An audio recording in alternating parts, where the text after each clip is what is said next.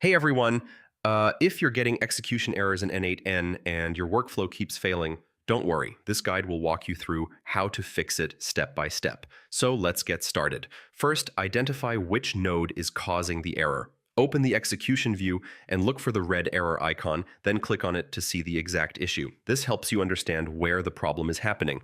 Next, check the input data for that node.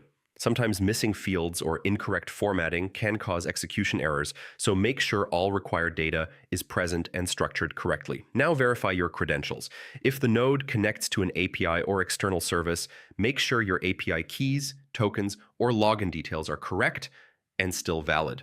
Expired credentials are a very common cause of errors. After that, review the node settings carefully. Even a small mistake like selecting the wrong field or parameter can break the workflow execution.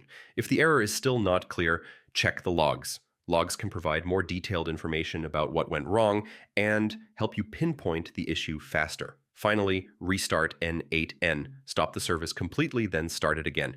This can fix temporary glitches that may be causing execution problems, and that's it. That's how you fix n8n execution errors and get your workflows running smoothly again. Hey everyone!